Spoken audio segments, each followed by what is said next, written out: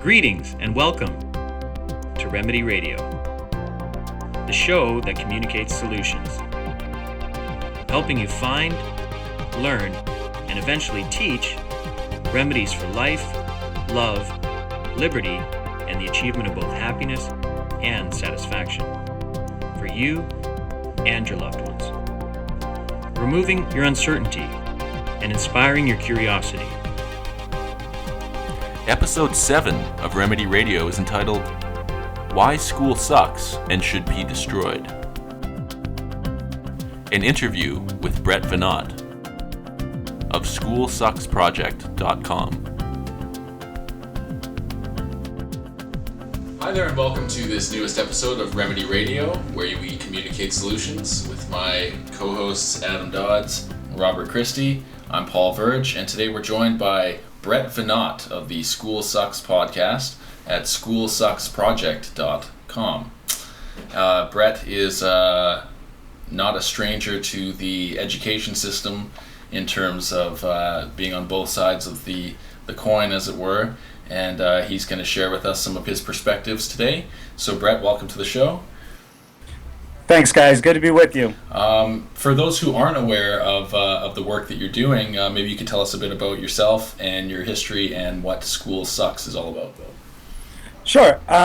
Well, my career in education started, I think, right around the year 2000. I was working in a residential school, which was privately run but fed by children who were in state custody.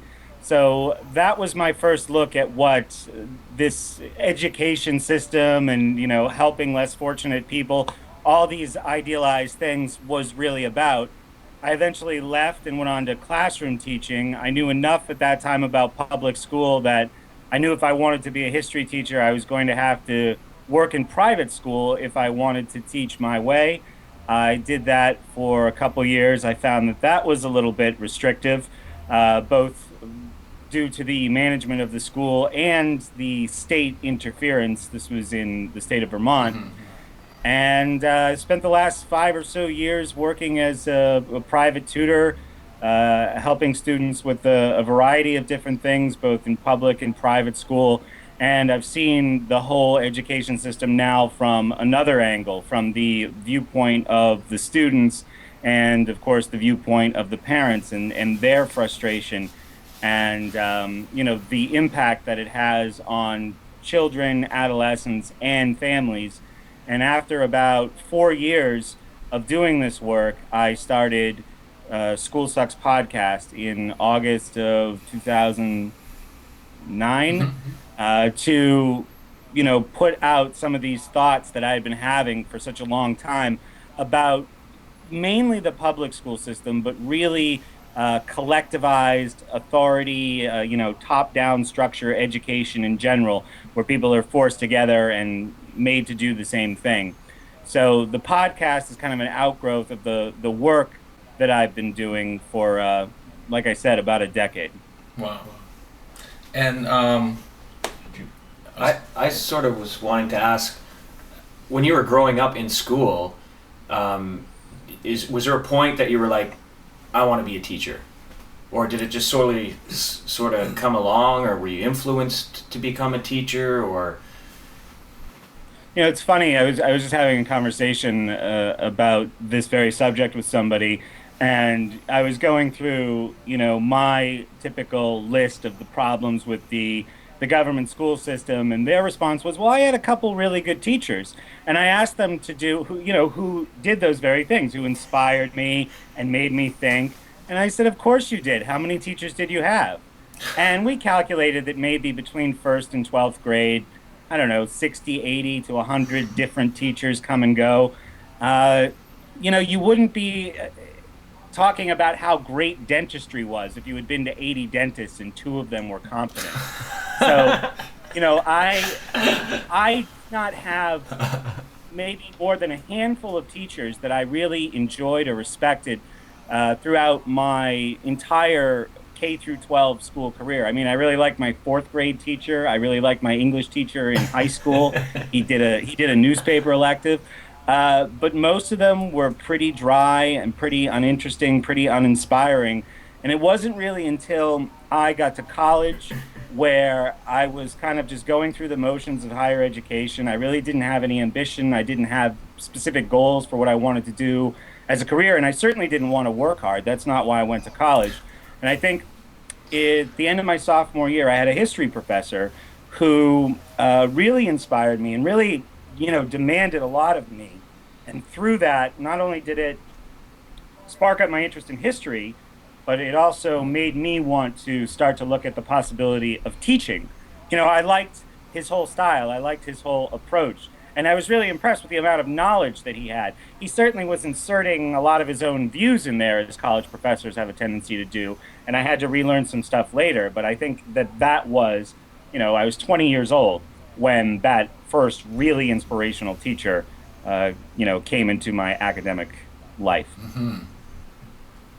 It's interesting because the question made me just think about the whole aspect of what teachers that I even liked, and I can't think of too many, but the ones I can think of were, I remember them because they seemed to be doing the best they could to be as unorthodox as possible within the constraints that they were dealing with. So any teacher that was a little bit, just not like all the other mundane, just doing their job teachers, those are the ones that, I noticed or I can remember as having any kind of effect on me. So the less they followed the status quo, the more enjoyable it was. Yeah. Just trying different things to educate you, to stimulate you, to make you want to be there, right? Because otherwise you're like, why the hell am I, like, my 95% of the time I'm sitting there going, why am I here? Why are you teaching me this? Like, do you even know what you're doing? Well, and I think the mold itself has gotten a little moldy. So people are just like, this isn't even fulfilling anymore. They go through this whole thing. They're like, okay, I've taken all these classes. Maybe 10-20% of this seems like it'd be relative to anything I'm going to do in life. And you get to the end and you're like, okay, so the solution is, okay, I don't know what I want to do. How about more of this? Right. How about another 4 or 5 years? You know what I mean? And if you really, we had this conversation with Erica Goldson talking about degrees and what's the point of getting a degree when a lot of employers don't even care what degree you have. Just the fact that you have one showed that you were willing to pay to sit somewhere for many hours a day that you might not want to be. And so we joked that it was, a degree reflects the level of your degree of conditioning. Is that why cab drivers all have degrees? Yeah. Well, if you look at some of the most obedient people to authority and some of those who work hardest to maintain the status quo, they are these statist or state-serving intellectuals who we look at their, or I shouldn't say we, but the average person looks at their credentials and they say, oh, well, how could anybody even question Zbigniew Brzezinski? I mean, this guy's got a PhD. This guy spent like 24 years in school, and then he was a professor. So that's like beyond question, I think, to most people. That's almost but you're right. It is a sign of a greater amount of conditioning than most of us have to go through. Certainly most of us should go through. We should be going through none.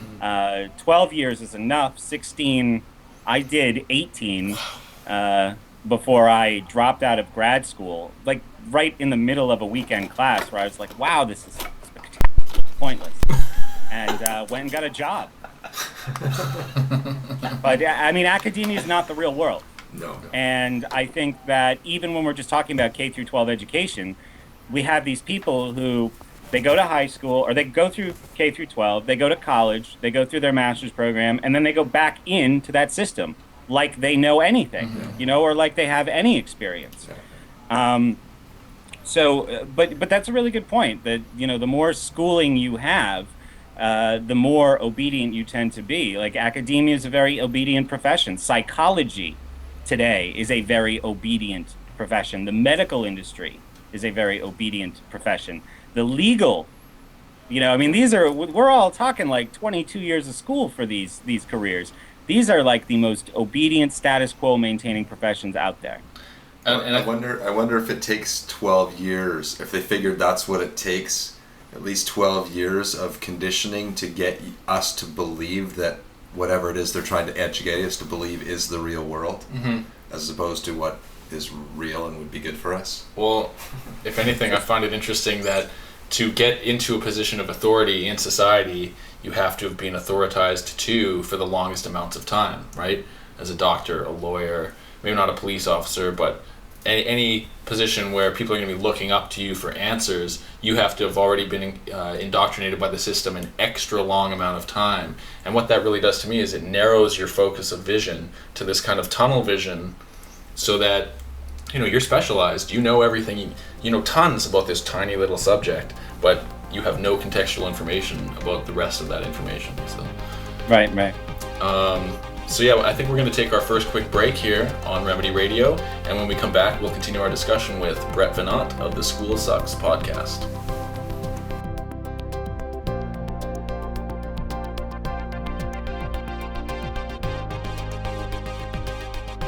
Hi, we're back on Remedy Radio with our special guest, Brett Veinotte, and we're communicating solutions today about the education system, about what's really going on, and how it works to condition and dumb us down.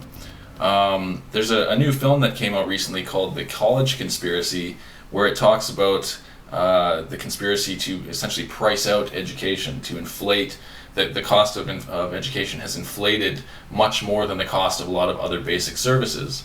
And that's interesting on one level because it prevents people from being able to get the quote-unquote education they need. But I thought on another level, it serves to create the appearance of value to the college education system, whereas it doesn't actually have as much value as you think. So it's almost like inflating the cost of education is like a red herring to make people think it's worth even more, as opposed to becoming an autodidactic learner. Well, what was it? It's inflated like 9 times, and it's been diluted every time it's been inflated, so to speak, right? Yeah, so the cost of education's gone up while the quality's gone down. So maybe you can talk about that aspect, Brett. Now we're talking specifically about higher education, right? Yeah. Well, and of course, it doesn't mean that the same thing isn't true over the course of the last 4 or so decades in public education in general, with the cost per year per student versus the quality, even by their own measurements, of how good the system is. But the higher education system is very interesting, and I think that that's certainly an interesting and valid assertion that they are trying to, price some people out of that. There's no incentives for the kind of people who have the power to influence the structure of that system to have an educated society. I think the only thing, on an economic standpoint, that's keeping pace with the escalating costs in higher education is healthcare. And these are two industries that are very, very, very heavily subsidized and have been, it started with the higher education system with Pell Grants, I believe. And we just see this huge tidal wave of money. If people want to go $80, $100, $120,000 into debt without any guarantee anymore of a career from that piece of paper, that's certainly available to them. But unfortunately, that's sending a signal to private and public institutions that, if all of this money is available for these services, that the tuition prices have been jacked up. I mean, I see there's an economic explanation for that. Similar in, healthcare, it's like, here, have this service now, pay for it later, or somebody else will pay for it entirely. I hate to say it, but with the economics education that you have by the time that you're 18 years old, generally speaking, in the public schools, and you're told that you can go to school for free, or you can go to, even if you just care about like going and making friends and partying and drinking and maybe, checking out some classes and getting some direction in life, and you can pay later. Well, when is later? How does that work? Is there interest? I mean, those aren't even questions, I think, for a lot of kids. It's just like, oh, later? Sweet, Defer responsibility? Yeah. So deferring the costs in education and in healthcare has led to people to be even more reckless consumers than many people are already in those two areas, which has just sent costs skyrocketing in both places. And so a lot of people aren't aware as well that, at least as of this podcast date, that a lot of universities are now offering their courses and curriculums online for little or no money. So even like top universities, Yale, all these other ones, so-called top, They people don't even have to pay just to go to the physical location. You can find online a lot of the same books, a lot of the same curriculums, a lot of the same courses, I guess, and not pay $100,000. And I guess you just don't get the degree, right? Is that the well, deal? yeah, you don't get the degree unless you're enrolling and going through that whole process, right? But what's more important? I guess it's important for some people to get the piece of paper at the end. Yeah. But the piece of paper doesn't bring any guarantee whatsoever. So I think the more valuable thing is the experience. Like, what are you learning? And then having people to bounce those ideas off of, right? To have those discussions with about what you're learning. I think we also see how rusty and crusty and antiquated the public's idea of what education is has become. The reason I think why higher education needed to cost money, or why there was value in that service, is because in the 19th century and through most of the 20th century, that kind of knowledge, that compendium of knowledge in all these different subject areas where people who were legitimate experts in a field could come in and help other people attain that knowledge, that was hard to come by. I mean, but today, that's easy. You're right. iTunes University. I spent plenty of time on there with the variety of education and economics courses and history courses from some of what is considered to be the best universities in the country. I think now there really isn't as much value in that stuff because it's so ubiquitous, and all you're paying for is a piece of paper these days. Exactly. Well, it's funny that you should mention that, because my friend went for a job interview, and which was considered to be one of these corporate jobs, and it was a sought after position, and during the interview they were asking him what do you do when you run into a situation where you don't know the answer, and his answer was, I Google it. Yeah. So the wealth of information that's on the internet is just is enough to be an autodidact, right? It's enough to be able to learn from other people's mistakes, so to speak, right? Mm-hmm. Well, there's no end to the accessibility in terms of tons of information, more than a human being could ever learn in their entire lifetime. Yeah. I think, and so now it's coming to a matter of sifting through the information and finding where's the true knowledge, right?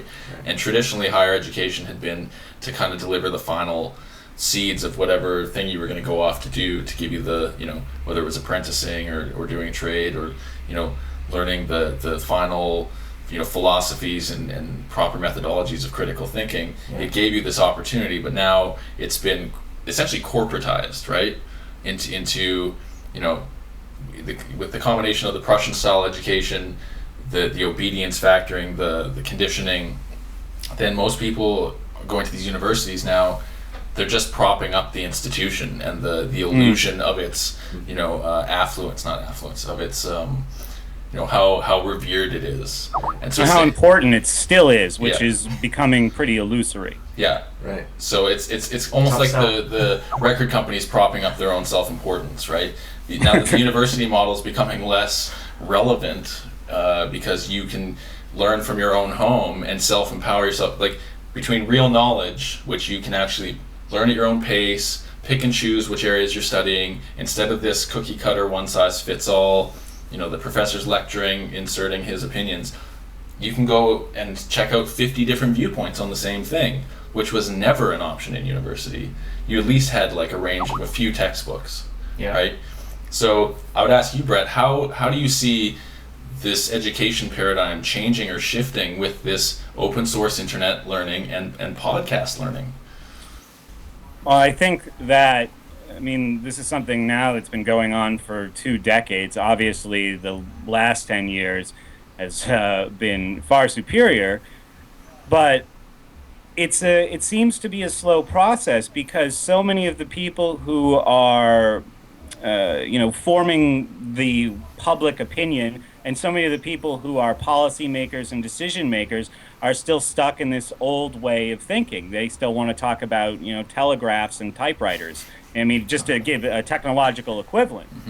And people always want this question answered about designing a centralized one-size-fits-all system. If you don't like what we have, what will be next. And the truth is, it just doesn't need to be that way anymore. And one of the important priorities with my show is to redefine the word education. If education is not these people being packed into these buildings and told what's important and what to do and when they did it well, that everything has changed. The entire game has changed with this information revolution. And I think a lot of people don't want to embrace that. I think a lot of older people, like I said, the people who are voting and the people who are politicians or making policy or the sort of behind the scenes bureaucrats, they are not adaptable. I think that once somebody, I heard that the greatest age of trainability is like 13, 14, 15 years old, and it's all downhill after 30. But when people get to be like 40 and 50, I mean, most people, they really, really struggle with, new ideas and changes in society, and they start doing this sort of, I called it the magical fruit moment, like from the Bible, where everything was good and everything was pure, and then this woman ate this fruit, and then all hell broke loose. And they keep wanting to go back to, like, in their life before this sin, before everything was corrupted. Someone in my family always talks about how great the 50s were. Yeah. If you were a white guy, I mean, sure, they were fine. Yeah. But I think when you mentioned before being an autodidact and how easy that is, it's hard not to be that today. I really. And you see older people as these facts are like swarming around them, like, trying to fight them off and run away because they don't want that information, because it's challenging the paradigms and the belief systems that give them such great comfort and have for so long. But you have to be making an effort not to be learning and having your ideas challenged constantly in today's information age. It's true. Well, we'll talk more about adapting to today's learning environments when we come back in this episode of Remedy Radio. Thank you.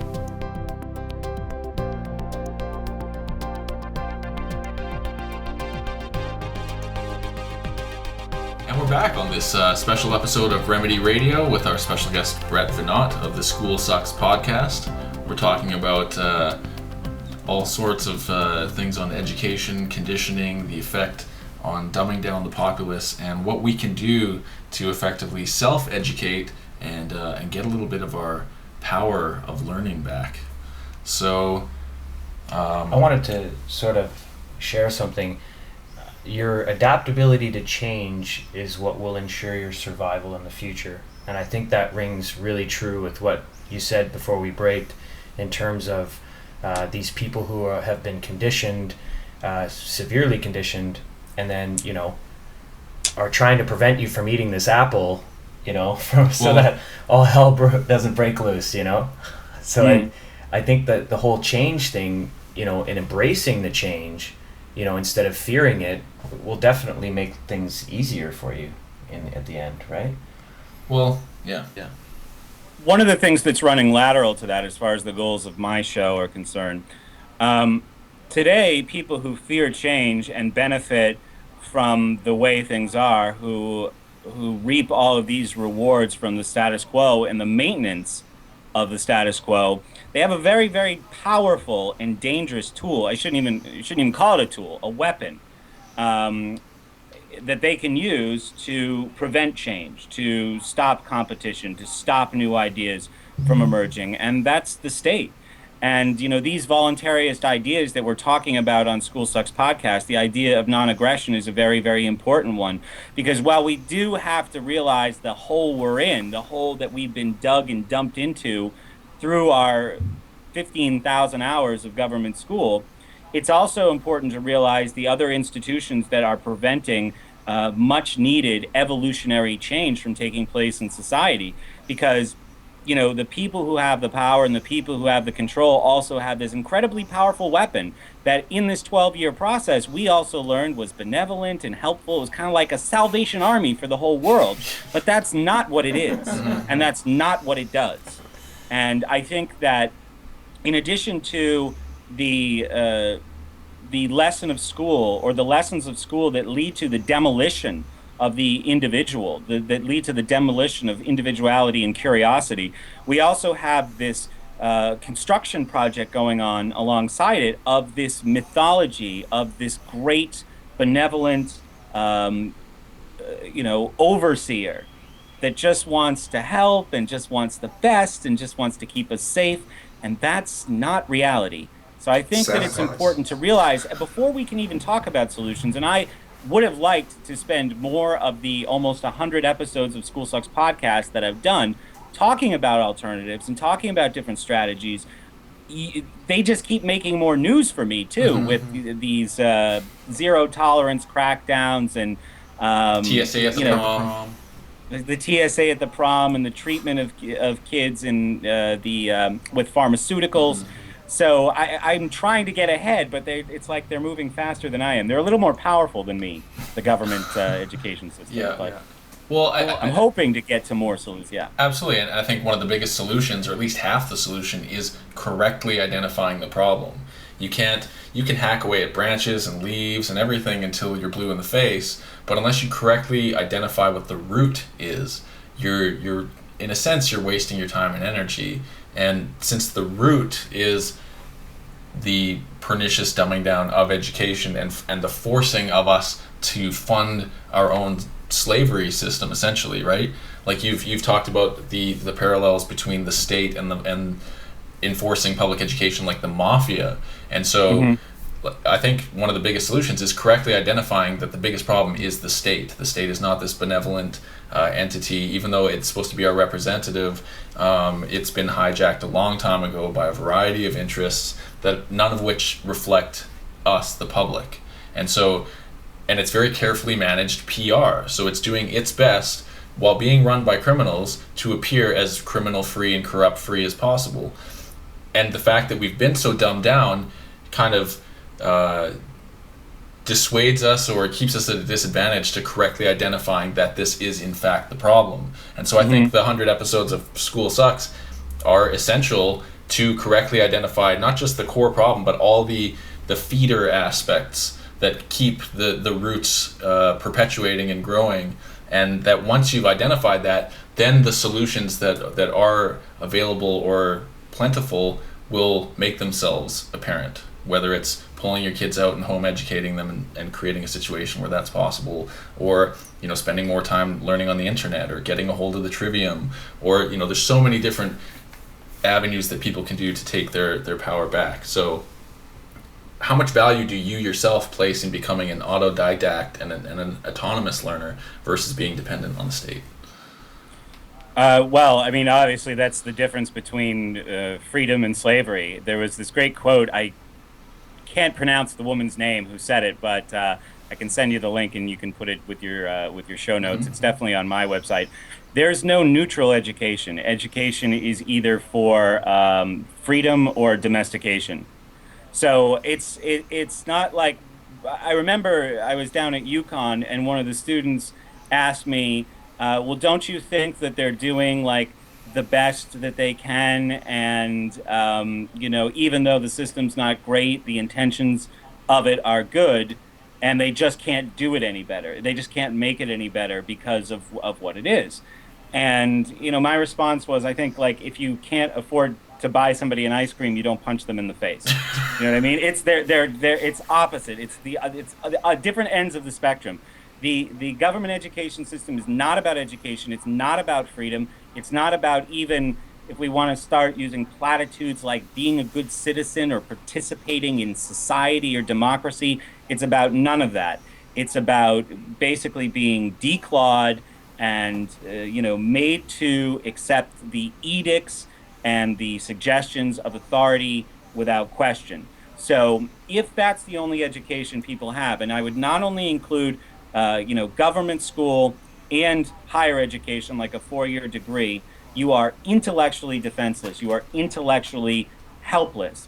And that some people can overcome that on their own, I think, but I don't even really feel like there needs to be any kind of prescription for how to do that because it's so easy. And people are going to, stumble into this online world, and they're also seeing, I think, young people. I mean, this is my experience from the young people that I've worked with and that I've spoken with in a lot of the classes that I've done when we've had some time to do group discussion. They can see that their teachers, that the authority figures, the adults in their lives, really don't have much of a clue, like what's going on with them, or they forgot how to be in touch. Like I remember I would have problems with my dad when I was like 16 and he was like 45. And, I would say, when I'm an adult, I'm going to be cool. And kids, I'm going to understand kids. And I started working with kids when I was 21. And after like 6 months, I was like, wow, I'm already not cool. And I think when it wasn't because I didn't understand kids and I didn't sympathize with them. It was just I was in this position of arbitrary authority over them.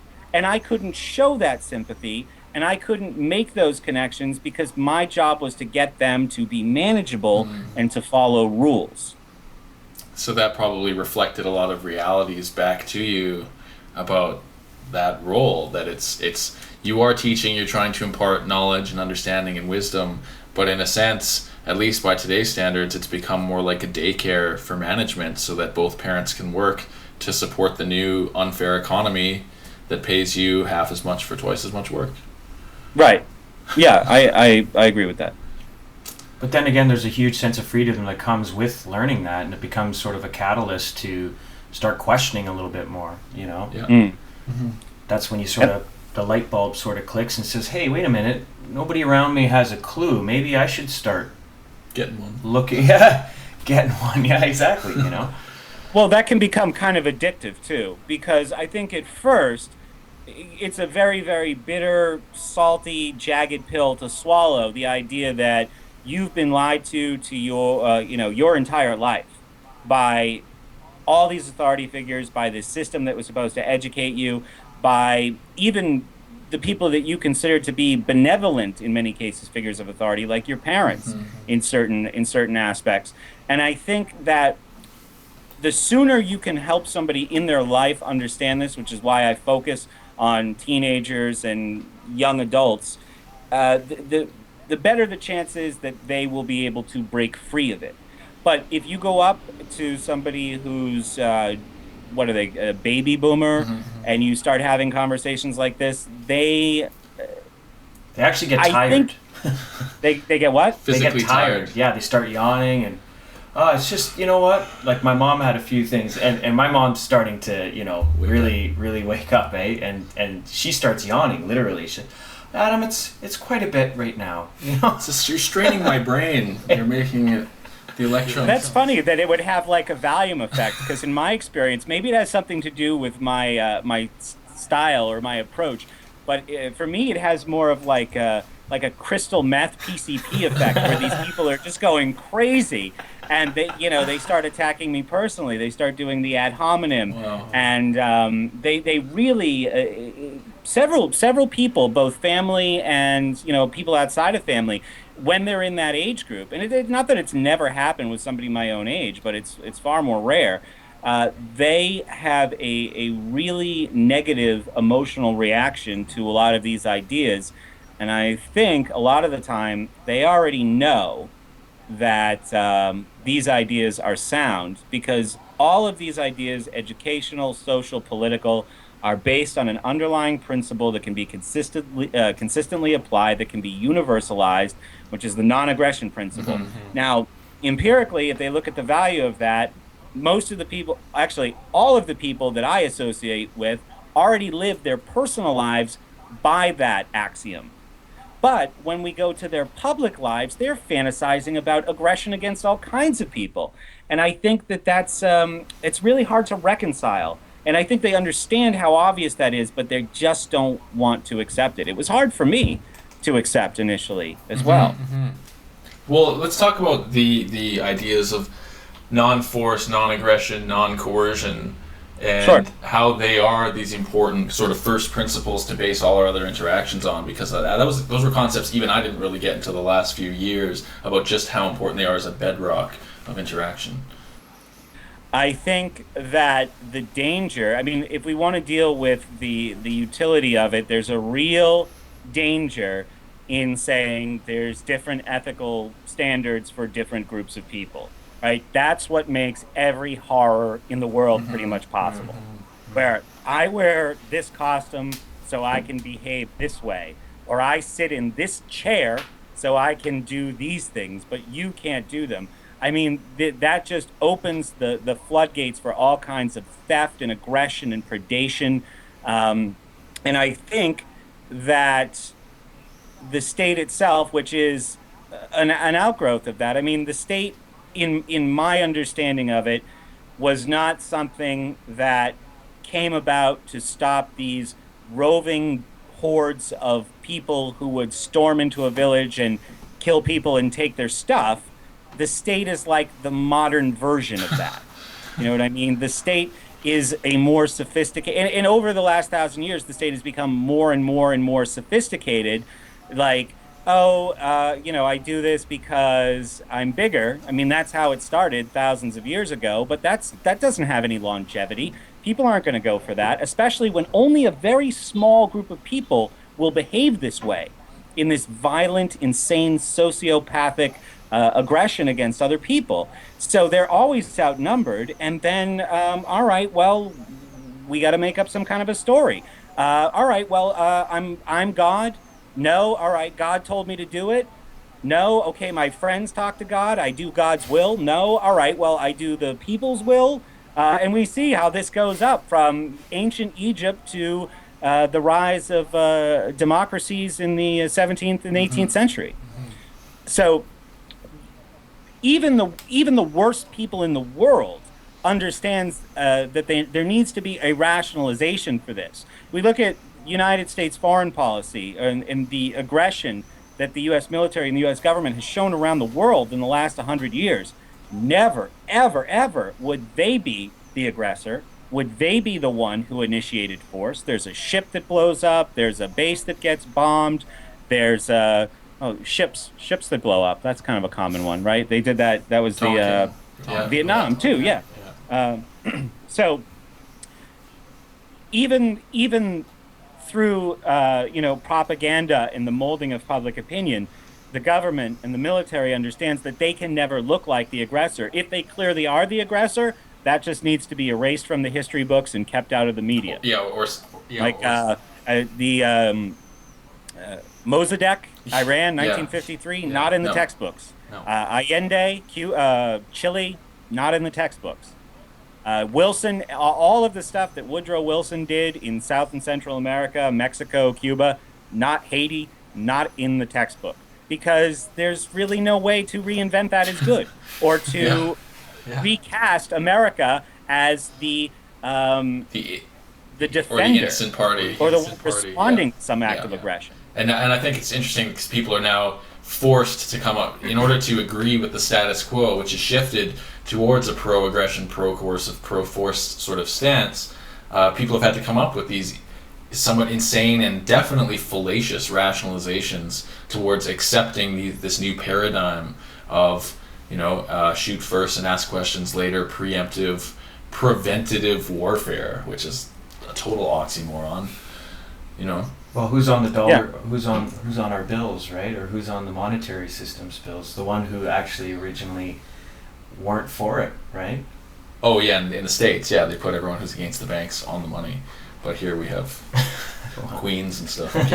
So. But Paul, just to provide at least one concise answer during the show to one of your questions, I think that as far as the non-aggression principle goes, this idea, what the effort needs to be in our conversations or in our media is we have to show people that this is a principle, that this is an axiom that they're already living by in their private lives. And we should only be talking to people, obviously, who adhere to that.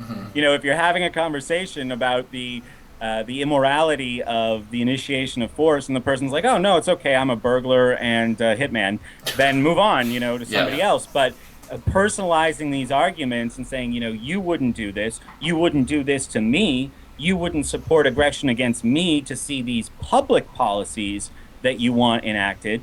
And I think that most people will, if they're reasonable, that will give them enough pause that it'll give you a window at least to start putting some of these ideas forward.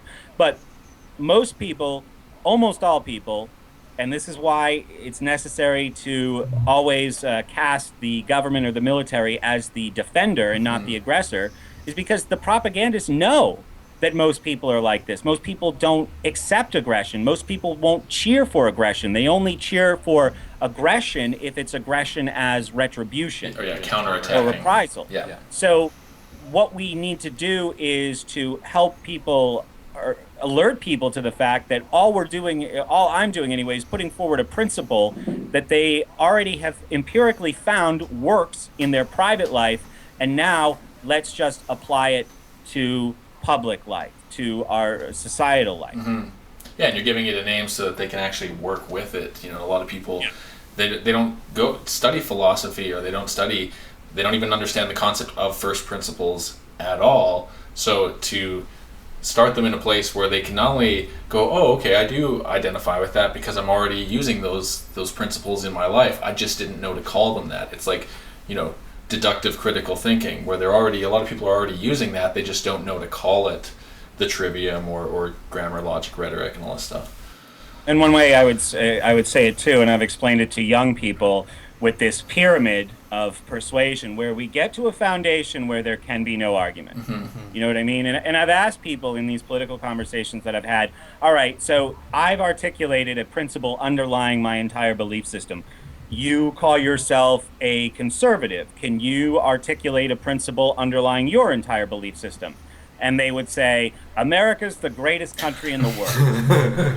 Okay, well, that's not an axiom. That's like a subjective preference. And these are smart people who are so, I was going to say unschooled, but that's more of a positive. They're so schooled in illogic that they can't, they can't even make sense of these relatively simple concepts, or they don't want to. And I think it varies from person to person, and it has nothing to do with intellect. This is not an intellectual battle we're fighting, I don't think. I think even though a lot of people have had the natural tools stolen from them, it's more, they still retain some intellect, and this is more emotional than anything.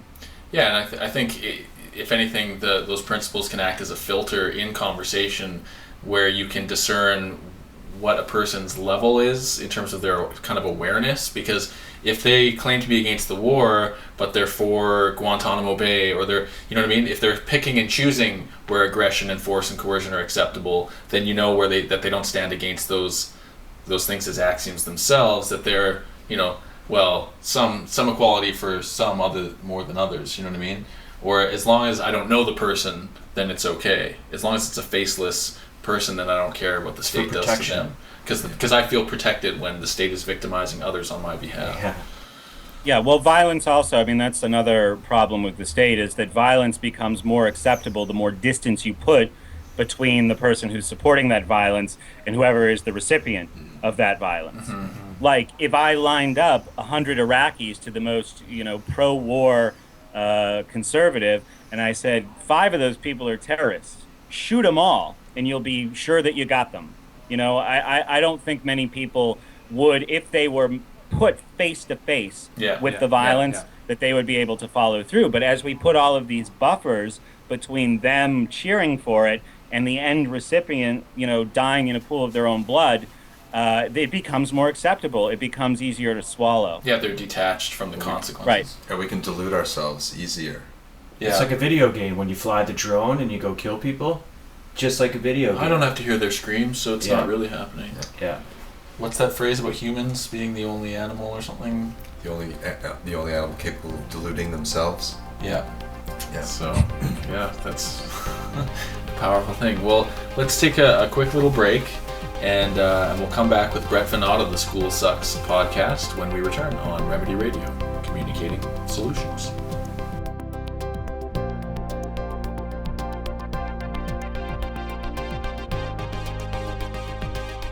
And we're back on Remedy Radio, where we tell people to eat more kale because it's good for you, to enrich your mind and body. Speaking of enriching your mind, we're speaking with Brett Veinotte of the School Sucks podcast, and that's all about helping you unlearn the damaging things that you've been inculcated with in 12 years or 16,000 hours of education. So, Brett, you've definitely done a lot of study and lived a lot of the experience of what you're talking about. How do you see this public education system fitting into a larger scheme of, social engineering and cultural manipulation? Well, I think that what we see as far as the control and the management of public opinion through this molding and manipulating of young minds is nothing new in civilization. I'm sure it's gone on for thousands of years. The public school system in its modern incarnation, which started in Europe in the early half of the 19th century and traveled to the United States in the latter half of the 19th century, is just a modern version of something that's been going on for a long time. I would think that the school system in a place like Sparta might not have looked too different as far as just conditioning people to be these cogs in a machine for the good of the rulers of society. Mm-hmm. I think that it really, as far as solutions are concerned, it really needs to be a ground-up process. I think that one of the most important things to look at, and I didn't even realize how important it was when I started doing the show, was the family and parenting and how children are treated. Because I think if people continue to use these traditional models of parenting, these authoritarian, because I said so, because I'm your mother, arguments from authority, when that child is 7, 8, 9, 10 years old, school, which is also just an argument from authority, is going to start making a lot of sense. Mm-hmm. And after another 6 or 7 years of that, when they go out into the real world, they're going to look at the adult society and they're going to say, oh, I'm totally used to this, all of the arbitrary laws and fines that are imposed on them, and the constant threats and demands and inconveniences from their local or state or federal government. But I think if children were raised with respect and genuine love, they would, and they never went to these compulsory government schools, if they turned 18 and they went out into adult society, they would look around them and say, what the hell is going on here? What's wrong with these people? Mm-hmm. So I think that school has been instrumental in a lot of the changes that we've seen in the United States in the last century plus. I think that the rise of the central banking system, the tax system, imperialism are all consequences of the state having control over these young minds for such a lengthy and influential period in their lives. These things, would they have been possible before? And certainly were horrors perpetrated against people before? Sure. But people were smart enough in the United States in the 1870s and the 1880s to resist, a lot of people to resist the advent of this government education system, and they understood that it was incredibly dangerous to turn the molding of the minds of children over to the state, because that would be the end of freedom. Yeah. There is no, like the quote said, there is no neutral education. You're either being educated to be let out, to be liberated, or you're being educated for slavery. And it's not in the state's rational self-interest to educate people on how to be resistant to the state, on how to be critical of, and how to look at the state as a potential corruptive source. It wouldn't be any advantage for the state to train people to look at reality that way, right? Well, when you say something like that, and when I've said something like that in the past, people say conspiracy. That sounds very suspicious to them. That, oh, would the state have such malevolent intentions? I encourage people. We've got an election season. Go watch these debates, and keep a little notebook with you, and just make a tally mark. The time, anytime you think that one of these candidates is talking to you at more than a 10th grade reading level, and you can see how much respect these people have for your intellect. They understand that. The managers of public opinion and these little puppets that they put out for these puppet shows every once in a while, they have no respect for the intellect of the average person. I did a 35-minute segment on a recent show of mine dissecting Obama's speech about bin Laden's death. It was incredibly insulting. It was incredibly insulting where he gets up there and he makes this, pretty astonishing claim that the U.S. military has killed bin Laden. And if you have any respect at that point for the intellect or the curiosity of the public, you would say, all right, well, here's what happened. Here's the evidence. Here's the proof. Why would you trust me? I'm just a stranger. After all, I used to be a lawyer. So here's the case I'm making to back up this assertion, because it's important to me that you trust me and you believe me. No, he launches into some, fluffy, helium-filled platitudes about the sky being blue and planes cutting through it. And of course, it's horrible to think about that stuff, but instead of offering us evidence to back up a claim that he's making, he and his speechwriters decide to attack the emotions of the viewers, to remove the possibility of critical thinking. Because if you want somebody to not be able to think about something critically or rationally, the best thing to do is to get them to think about it emotionally, and then everything else is blocked out. And there's never anyone in the interrogation room at the police station being asked about why they beat up some guy in a bar, and they say, oh, well, it was I calculated and I figured it was a good opportunity for me to teach him a lesson, and the fastest tool that I could access was my fist. No, they say I lost control, I lost my mind, I was drunk, I don't know what I was doing. Emotion is certainly an avenue to bad decisions, and politicians seem to be very, very good, and we've seen them really master it in the last decade. I'm sure they were great at it before, of getting people to think about these things in emotional ways so they cannot think about them logically. And in that way, they're able to use fallacious arguments, fallacious logic and reasoning, and once they've got you in that emotional state, the fallaciousness can be rationalized, can be made to make sense, right?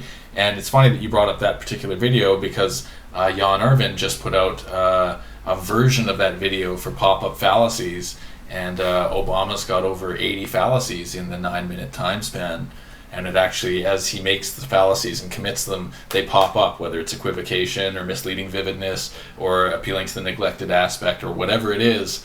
You can see this video online, and it's somewhat humorous, because you realize just how much, like, people can actually see specifically what you're talking about, Brett, about how much fallacious reasoning he uses describing the blue sky with the planes flying through it and all. It's designed completely to evoke an emotional reaction, which will be against logic, which will not serve your own interests. And so I think it gives us the opportunity to talk about, I think we've correctly identified the problem is public education. So maybe for the rest of this segment and our last segment, we can talk about some of these kind of solutions in terms of what people can look into that will help empower their ability to become an autodidact. So, the trivium, identifying the fallacies, listening. Diet. Diet's a huge one. Diet's huge, right? Yeah. Sure. So, you and who's it, Stefan Molyneux of Free Domain Radio have talked about the first principles, the non-aggression, non-force, non-coercion, about recognizing the state for what it is. What other aspects do you think people can look into to find themselves their own sense of empowerment? Well, I think that independence is something that starts at certainly a personal level. And we in this education system are taught in so many ways dependence and the value of sort of disappearing our individual self disappearing into a group of likeness and sameness. And I think that all of these changes that we want to see in society or in education, in any aspect that people are particularly concerned about, they have to start on an individual level.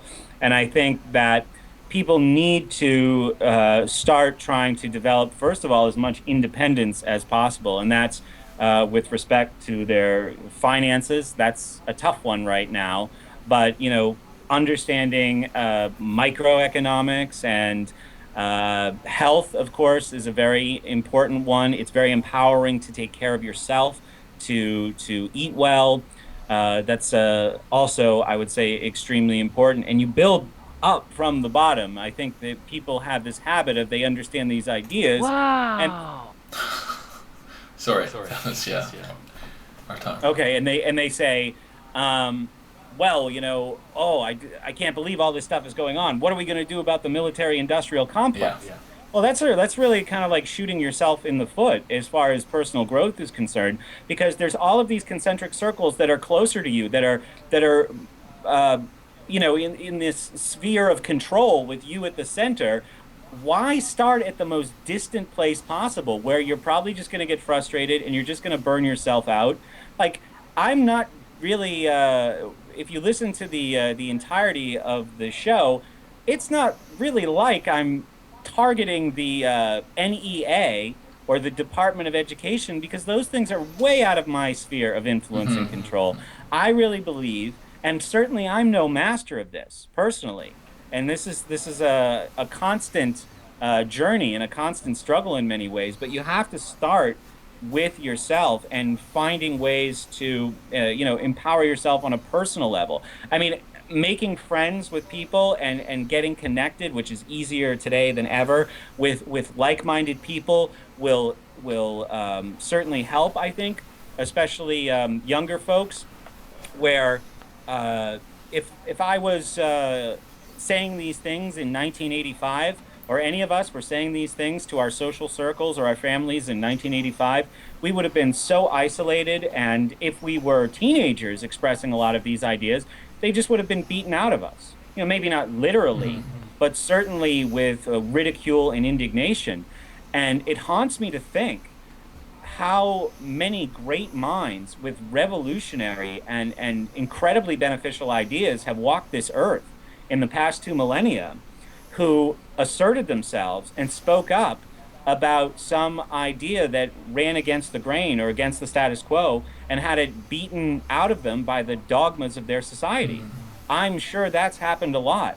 But today, that's not something that we really have to face anymore. I mean, still, we have to deal with hostile people once in a while, but we can get connected to people and to communities that will, help us strengthen our arguments and feel better about ourselves as well. I think So I think that, again, it's never been so easy to get that kind of independence and self-empowerment and self-reliance as it is today. People are lining up on the internet to help you do these things for free. For free. yeah, yeah. it's true.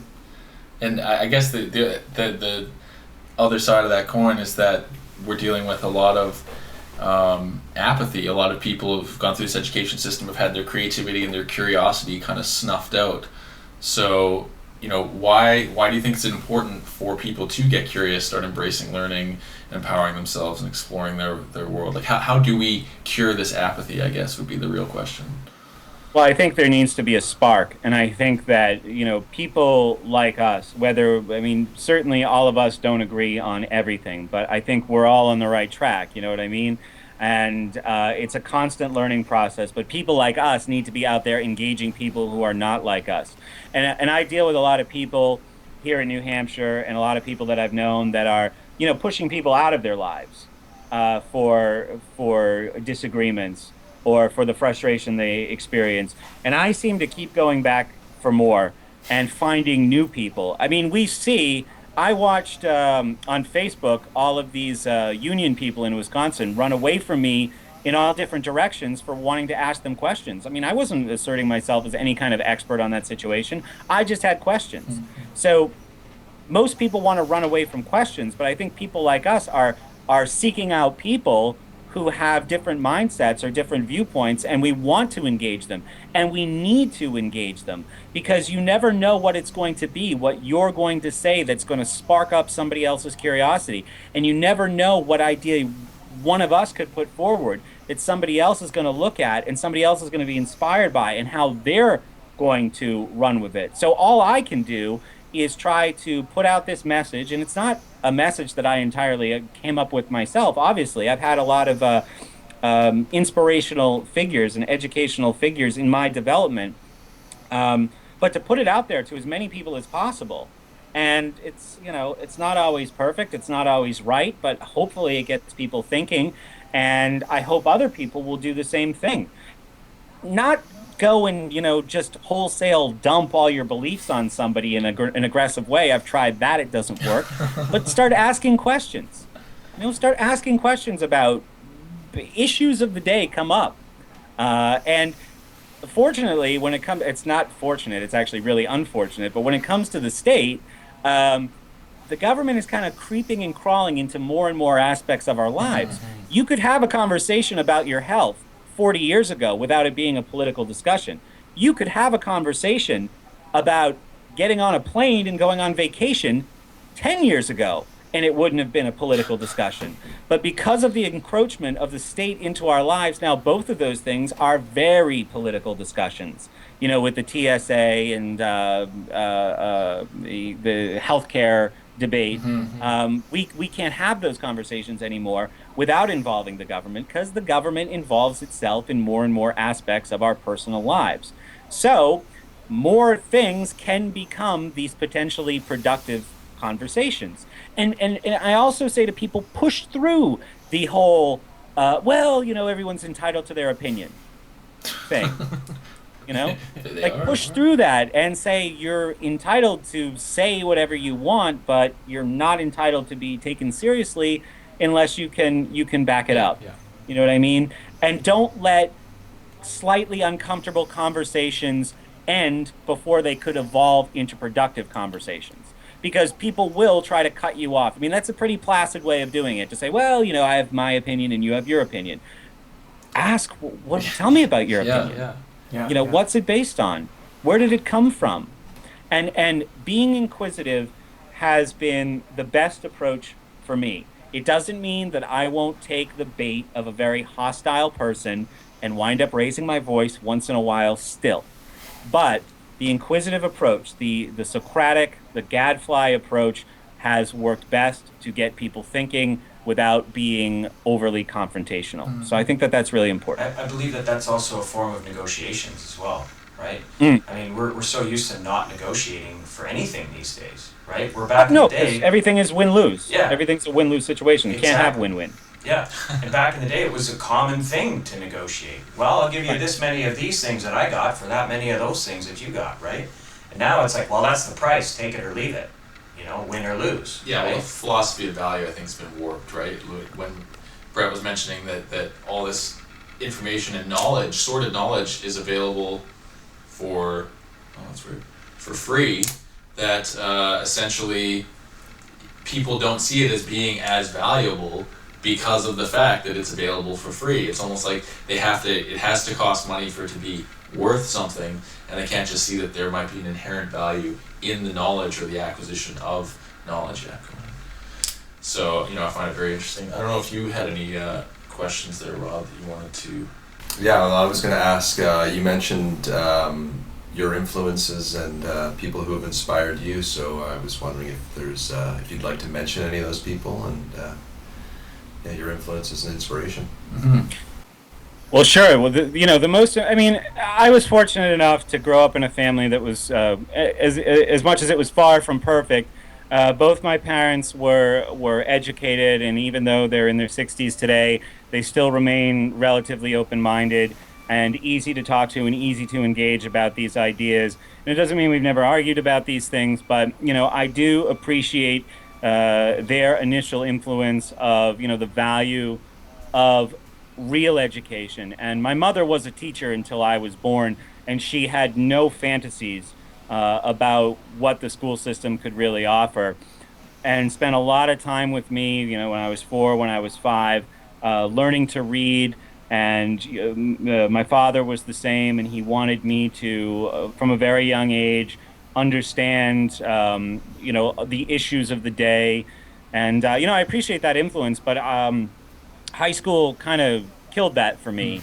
And it wasn't until this college professor that I mentioned, who was a real big inspiration. I've been meaning to get him on my show eventually, but I don't want to have it turn into an hour of just us just arguing about economics or how great Franklin Roosevelt was. Yeah. So I'm kind of still planning that out a little bit. But when I started to discover all of this alternative media, iTunes, I initially became very interested in this gentleman who hosts a show called Complete Liberty. He's an author. He has a psychological background. His name is Wes Bertrand. He was probably, at the time, this was 2006, 2007, one of the best people I had ever heard as far as articulating these ideas were concerned. From there, I was turned on to Stefan Molyneux and Free Domain Radio, and I've absorbed a tremendous amount of that. No one could possibly. Steph has said so many things that nobody could possibly agree with everything that he's ever said, but he will. If the goal of his show is to get people to think and ask questions, and sometimes think in ways that are uncomfortable personally, he will never waste a half hour of your time. He's absolutely brilliant. He's very engaging. He's funny. He's funny. And I think that I've really gained a lot, not just with respect to my education on these issues and these philosophical principles, but my personal life as well has really benefited from my exposure to Free Domain Radio. And the truth is that I'm surrounded by a lot of great people, and I've had the fortune of meeting and interacting with people that I used to just listen to and admire from afar, like Richard Grove. I started listening to, it was one of the first podcasts I ever listened to when I got my first little iPod, 6 years ago, 5 years ago. And, today we're friends. Today we've worked together, and I think that's great. And I think that's been one of the real benefits of being a media creator is that you put this stuff out there. And the story has been, for me anyway, a lot of these people that I just used to kind of admire from afar have actually reached out to me, and we work together now. And that's beautiful. Rich, Steph, Wes, I've worked with all those guys, and that's really great. It's the kind of stuff that would not have been possible a generation ago. Sorry, I had a question to ask. So, you're really engaged in promoting the work that you do. So outside of work, is there something that you do to unwind, or is there something that you do to sort of reset the whole thing, or to relax? Yeah, like how does that's what? That's not so much a question as a suggestion that I should really consider seriously. Because no, I don't. I really don't. What You still listen to music? You go to see music? Sure. In the car, sometimes in the car, I will listen to podcasts, and sometimes on a long trip, I'll be like, "No, it's time to rock. Just gotta rock." And I play the guitar a little bit. Do you get to go out to shows at all? I'm getting back into not watching television like with a remote control clicking, but I'm finding that there are some good things on television that are somewhat entertaining. The HBO is running some good series. I Doctor Who. Gotten into Doctor Who. I used to watch Doctor Who when I was like a tyke, like 5, and I was just so amazed with the telephone box that traveled through time that I made one out of a refrigerator box. and here I am again, 25 years later, just enthralled by Doctor Who again. Exterminate. That's I don't have a lot of free time. I work a lot, and I try to put a fair amount of effort into the show. Unfortunately, the scale has been tipped a little bit more on the work side for the last couple months. That usually corrects itself in the summer. But I do need a way to unwind. I need a hobby. You can always come up north. Yeah. Because we're in nature, so it's pretty. Yeah. Really. You guys got a hacky sack? That's That's fun. That's a good time. Beautiful What's mountains. the ideal number for that? Yeah. No, but yeah, you're right. That's a good suggestion. And where I live is beautiful too. I mean, I'm in a city, but New Hampshire is beautiful all around, and there's plenty of things to do here. And it's outside. It's the outside time of year right now. Indeed. Exactly. So, did you guys have any more questions before we wrap up with Brett? No questions, but I'd like to make a suggestion that people. Well, this is where we mentioned off air earlier, but where Adam and I got to really know you was while we were doing some rock work last summer, and we had the ability to listen to not only yours but Stefan and Rich's. Like, just we were able to actually spend the time to do it. So if you have the opportunity, go get a shitty job that you don't have to really interact with people or do anything. You can get paid to listen to Brett Veinotte. And take in as many podcasts and as much info as you can. Absolutely. And it's kind of So cool. thanks for that. Yeah. It's interesting too that you My mentioned, pleasure. you used to listen to people from afar, and now you're actually working with them, and it's the same situation right now, right? Yeah. It's cool to sort of see the whole cycle complete, and it, You become part of the great conversation. Totally. Right? That everyone else is having this great conversation. You're like, wait, I have something to say, and I want to listen and interact. and everyone has the power to do it. Yeah, well, that's the You thing, know? right? You can create your own podcast if you've got a computer, and if you're listening to the show, you probably do.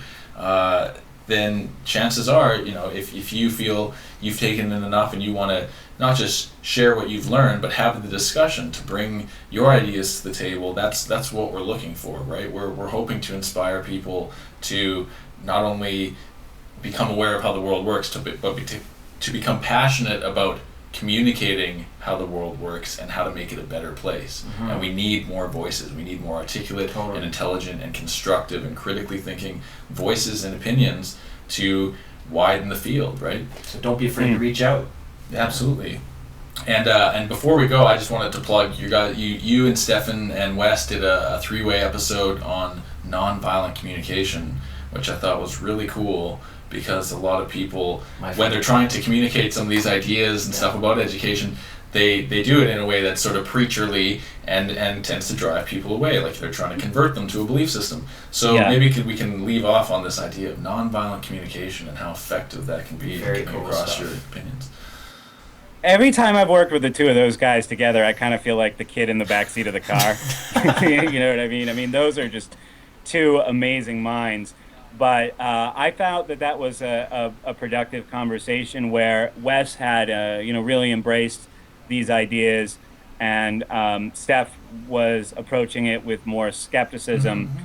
And it was we learned it was a difficult thing to role play, and it's certainly something that I think is well worth investigating and well worth keeping in mind as you try to become a more effective communicator, because I think that most interaction and most conflict is about both parties, or however many parties involved, trying to get some kind of need met. Mm-hmm. And it's important to understand, and I think this is something that I didn't understand for a long time, is that you have needs too, right? Like me as the communicator, I had needs too for that conversation. It wasn't like I was schooling somebody in all the stuff that I knew, and they were like trying to get their need for understanding met, and I was trying to help them. Like, I have needs, I have goals for those conversations too, and I think it's important because it allows you to take a closer look at yourself. Mm-hmm. and what your intentions are. Why am I having these conversations?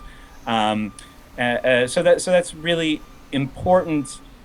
But nonviolent communication will serve you best with new interactions. Yeah. Like, unfortunately, if you have been having the same old arguments with certain friends or family members for years, even though those kind of arguments still might be instructive for other people who are watching you have them, or might be good practice for people that can actually be convinced, they have possibly been a little bit too corroded from negativity and hostility in the past, that suddenly you could Turn it all introduce around, yeah. this new method of communicating and expect that to go off without a hitch. If you say, well, I see you're feeling this, as the conversation gets hostile, they're probably just going to tell you that you're an asshole, so you want to try. It is a very valuable approach, and I really defer to Wes on this because he's the expert, but it seems to be most successful when encountering new people. And Rosenberg claims that this can work with anybody. People have told stories about it working while the person was, the victim of an assault or a rape, or the threat of that thing, which is hard to believe. But I think the most important thing is understanding that there are needs of both parties that are trying to be met by the interaction, and getting to the meta talk and understanding what those needs are far more productive than just kind of, throwing insults back and forth at each other, which is so much of what we've been led to believe that debate is through mainstream media. So before we close off, where can people find some of your work out there, and some of the collaborations that you've been doing with other people? Sure. All the work that I've done you can find at schoolsucksproject.com.